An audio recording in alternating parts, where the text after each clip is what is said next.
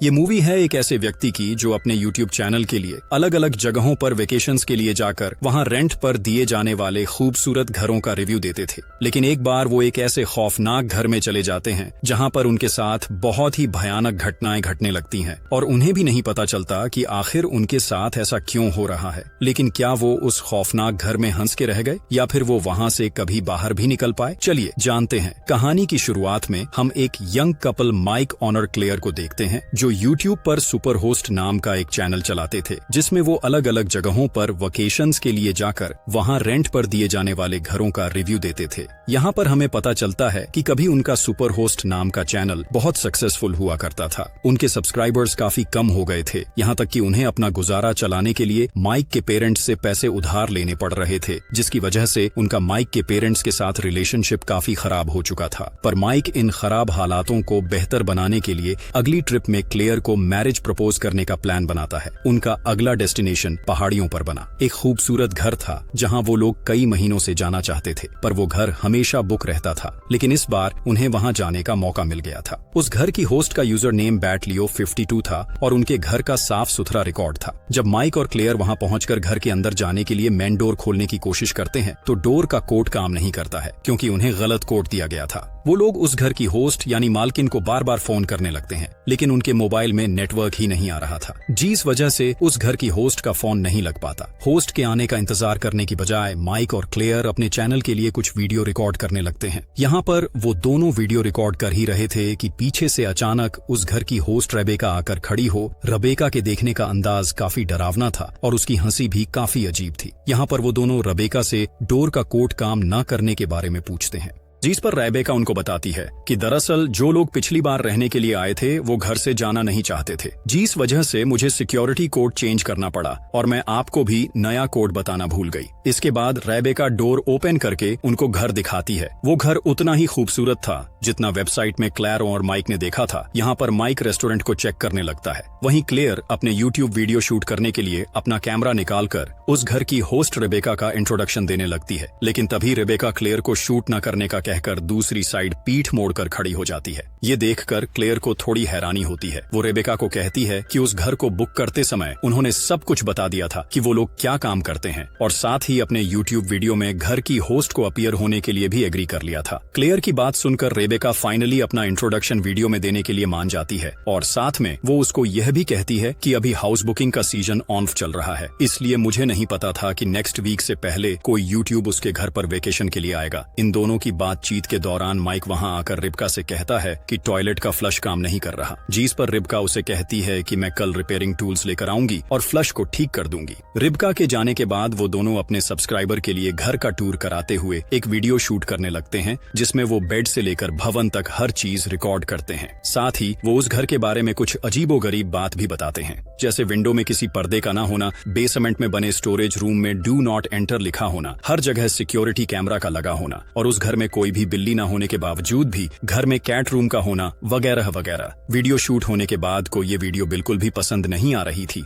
लेकिन फिर भी वो माइक से इस वीडियो को अपने चैनल पर अपलोड करने के लिए कहती है। वीडियो को अपलोड होने में बहुत टाइम लग रहा था, क्योंकि वहाँ नेटवर्क बहुत ही ज्यादा स्लो था। वीडियो अपलोडिंग पर लगाने के बाद वो दोनों अपनी इस खराब चल रही सिचुएशन पर बात करने के लिए बालकनी में आते हैं। क्लेयर को बहुत फिक्र हो रही थी कि वो लोग बहुत बुरे दौर से गुजर रहे हैं, लेकिन माइक उसे कहता है कि भले ही हम अभी बुरे दौर से गुजर रहे हैं, पर मुझे खुशी है कि हम दोनों साथ हैं।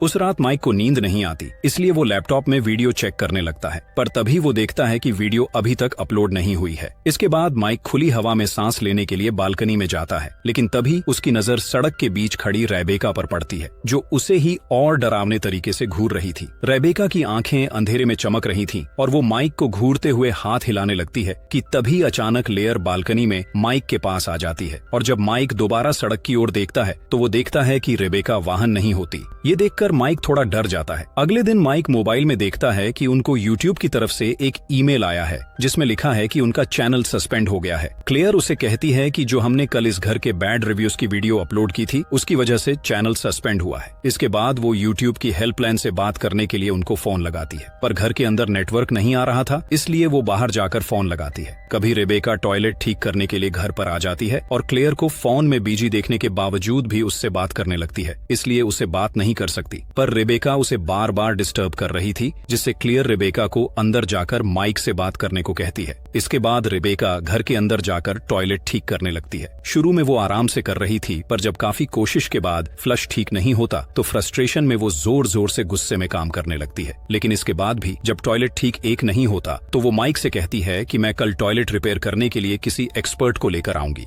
वो माइक से ये भी कहती है कि प्लीज आप लोग टॉयलेट खराब होने की वजह से अपने चैनल पर मेरे घर के बारे में यूट्यूब पर बैड रिव्यू मत देना। तभी क्लेयर अंदर आकर कहती है कि सिग्नल वीक होने के कारण उसे यूट्यूब हेल्पलाइन से बात करने में बहुत दिक्कत हुई और किसी तरह उसने अपने अकाउंट की डीटी दे दी है। कुछ समय बाद वो दोनों जंगल में टहलने के लिए निकल जाते हैं। वहाँ क्लेयर माइक से कहती है कि हमारे सब्सक्राइबर कम होने के बाद भी वीडियो बनाना शायद अक्लमंदी नहीं है, लेकिन माइक उसे कहता है कि मुझे तुम्हारे साथ वीडियो बनाना अच्छा लगता है, इसलिए वो चैनल पर वीडियो डालना कंटिन्यू रखना चाहता है। उसकी इस बात से क्लेयर खुश नहीं होती, क्योंकि उसे टेंशन थी कि उन्हें अपना रेंट तक भरने में दिक्कत आ रही थी और इसी वजह से इरिटेट होकर वो वापस घर जाने के लिए माइक को कहती है। घर आकर वो लोग अब तक लिए गए सारे फुटेज को चेक करते हैं। इसी दौरान क्लेयर बार बार नोटिस करती है कि सभी वीडियो में रेबेका का चेहरा बहुत डिस्टर्बिंग है और डरावना लग रहा था। उस रात माइक और क्लेयर जब सो रहे होते हैं तो बाहर से आने वाली अजीब आवाज से उन दोनों की नींद टूट जाती है। क्लेयर को यहाँ पर डर लगता है, इसलिए वो पुलिस को कॉल करने लगती है, लेकिन उनके फोन में नेटवर्क ना होने की वजह से कॉल नहीं लग पाती। तब वो माइक से अलार्म चेक करने को कहती है। वो देखता है कि अलार्म ऑन है, पर तसल्ली करने के लिए उसे फिर से ऑफ करके के ऑन करता है और जब वो वापस जाने ही वाला होता है तभी उसे एक और आवाज सुनाई देती है जो बाथरूम से आ रही थी। जब वो वहाँ जाकर देखता है तो वो देखता है कि टॉयलेट अब ठीक हो गया था और फ्लश के अंदर उसे नकली दांतों का एक सेट अटका हुआ मिलता है, जिसे निकाल देने पर टॉयलेट पूरी तरह से ठीक काम करने लग गया था। अगली सुबह उठने पर माइक्रो यूट्यूब वालों की तरफ से मैसेज मिलता है कि उनका अकाउंट फिर से एक्टिवेट हो गया है। इस खबर से उनका मूड थोड़ा ठीक हो जाता है। इसके बाद वो अंडरवियर में ही नीचे चला जाता है और देखता है कि रेबेका किचन में कुछ बना रही थी। रेबेका उसे कहती है कि उन्हें अब तक घर में जो भी दिक्कतें हुई उसके बदले में वो उनके लिए नाश्ता बना रही है। माइक को ये चीज काफी अजीब लगती है,